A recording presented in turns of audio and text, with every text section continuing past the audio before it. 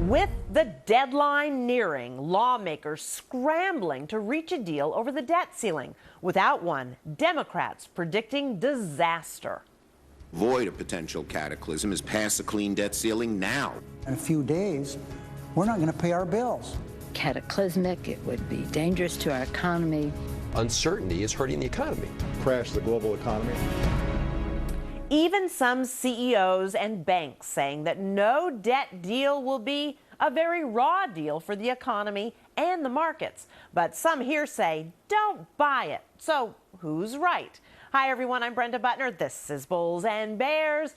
Here they are, the Bulls and Bears this week. We've got Gary B. Smith, Jonas Max Ferris, John Layfield, along with Larry Glazer and Sasha Burns. Welcome to everybody. Okay, so Larry, failure to reach a deal won't mean the end of the world? Brenda, enough with the scare tactics. Look, I know it's almost Halloween, but the American people are sick and tired of being frightened into supporting mindless and endless government spending. Look, not raising the debt ceiling is not the same as a default. There's plenty of revenue to make interest and principal payments and to keep our accounts current. This is needless frightening of the American people, and they're not going to stand for it. They are fatigued. All right, Sasha, are you frightened? You know, that you're the first person I've heard that has said that with a straight face. So am I concerned? No, because I know that at the end of the day, the Republicans are going to overcome the mob rule of the Tea Party and come up with a solution to this to keep the debt ceiling to keep us from defaulting. It is not just Democrats that are saying this. It is CEOs. It is the NFIB. It's the Koch brothers. It's the Chamber of Commerce. It is, you know, it's every large corporation. It's the small businesses that say, don't do this 6-week short-term relief because then it's right at Thanksgiving that we're going to have all this uncertainty going into. It's absolutely financial apocalypse is what experts call it. Oh, but Gary B., you know, we don't default if we hit the debt ceiling. Larry made a great point that we bring in lots more revenue and we can pay our bills if we prioritize spending. What do you think? Well, you know, Sasha was questioning Larry's straight face answer, and I'm kind of questioning why she's questioning that. You know, as Larry points out, we've taken a lot more revenue to pay the interest on our debt, almost 10 times the amount. So it's kind of like you get a credit card bill. You might not be able to pay off all the credit card, but if you're making 10 times just the interest payments, you're going to pay that and extend it to the next month or next 6 months. Then the question becomes, what are you going to do with the rest of your bills? Well, like any family, you have to prioritize. That's what we've seen with the government shutdown, if you will. Even though everyone thinks the whole government shutdown, we're still paying about 80% of the fees out there governmentally. It's only really 20% cut down, and so we prioritize, maybe with an axe in this case, but we did it, and that's what would happen with the whole debt ceiling. Well, Jonas, would this hurt the economy, though? Yeah, because that example assumes the government behaves like a rational household or a business and would be like, oh, let's just pay the T-bill interest and forget about keeping Yellowstone. That's not how it's going to go down. They're just going to default for no reason when they could afford the payments. They've already said they were going to do that. And now let's talk about the quote you just heard. There's no industry that's going to get hit harder than the financial services banking conglomerates if we go over this cliff. For no other reason than, you know, first of all, the whole FDIC insurance that they all operate under, is that even good anymore if they can't keep raising the debt ceiling? And, you know, they're making loans today, car loans at 3%. If all of a sudden their capital costs go to 5% because short-term rates go up because we're not paying T-bills, their whole business model goes upside down. So I could be very nervous for the banks. As a financial advisor, I'm nervous myself because customers, investors are scared about going over this cliff, real or imagined. John, are you scared? Look, I'm scared about default. I don't think that's going to happen. And look, these CEOs were not blaming the Republicans. They were blaming all of Washington, D.C. Yeah. Remember, Reagan dealt with the Democrats. Clinton dealt with the Republicans. This administration, there are no adults right now in Washington, D.C. Take default off the table. You do have the revenue, like Larry and Gary said, you have the revenue to take that off the table. A government shutdown is one thing, and that's bad enough. Look, the real crime here, don't forget about a government shutdown. Those federal furloughed employees will probably get back pay.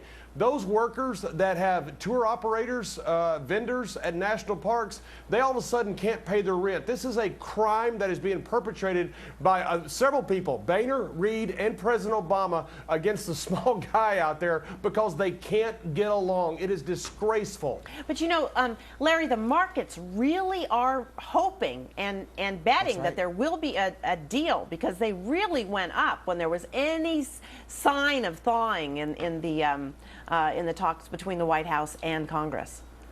That's right, Brenda. Well, to Jonas's point, look, if the market sensed that a default was imminent and the cataclysm was upon us, they would have sold off dramatically. You would have seen Armageddon in the bond market. You didn't see any of that. In fact, financials were relatively resilient this week despite some challenging news. So I think we recognize the fact that we started with a scary backdrop, and that was a weak economy that has yet to really grow. Retail sales were slow in September and October, well before this even happened. So we can't attribute all of those things to the fact that there's been a government shutdown. But certainly we know we're going to be right back in this situation if we don't address the long-term fiscal challenges. We can't keep spending more money, or we're never going to get out of the hole, and we're never going to get out of this debate. And what the American people don't want to hear is another conversation like this. They want to rip the Band-Aid off and take the pain now and deal with this so we can get the economy moving and not have this as an annual occurrence every time. Well, Jonas, you said that you were worried about the economy and that a lot of your clients are worried about the markets. You think the market's going to take a big hit? It hasn't so far. Yeah, because, well, no, there's been some disruptions if you look at volatility index 1 month T-bills versus 3 month. But I will say, in general, nothing horrible has happened, because at the end of the day, Goldman Sachs has more power than the Tea Party, and they're going to decide that they want the limit raised, and it's going to get raised, and we're not going to go over it. But the psychological damage is already being done and will continue to be done. If investors aren't confident, don't want to spend, don't put money into the market, then you can have a self-fulfilling crash and a recession that follows with no underlying default that's what I worry about. It's not even a real default, is we just psych ourselves into it, which you get with all this kind of rhetoric going on. Well, Gary B., what do you think? Is the sky going to fall if we hit the debt ceiling? Well, I can't speak for Jonas's clients, but I'm not seeing the same thing. I mean, we just put together a couple days in the market, the best days we've had in a year almost. My gosh, what were we up Thursday, like 300 some points? So if there's fear out there and this psychological damage that Jonas talks about, I'm just not seeing it. Boy, if this is psychological damage, I think we got things pretty well off right now. Sasha, what do you think? You were pretty frightened earlier. I wouldn't say I'm frightened, because I'm still going with the fact that some sensible people are going to come together. But we all know that uncertainty is bad for markets, and this whole discussion about a debt ceiling and short term, and this happened 2 years ago, it's terrible for the economy. And, you know, you guys know it. I mean, you're Republicans, but you know that it is terrible for the economy. Well, Gary B. doesn't think so. Well, wait a minute. Whoa. First of all, don't label me as a Republican. I am a proud libertarian, for crying out loud. Okay. Second of all, maybe it's bad for the economy. I don't think uncertainty, as you say, Sasha, is bad for the market. I mean, the mid caps, I think, the MDY just put it together an all-time high. So the market's performing actually pretty well. I think it actually welcomes this uncertainty as long as the government stays on the sidelines. Gary B., I'm going to pull some tape of you saying that it's bad for the markets from another show we did where you schooled me on that. Okay, hold on.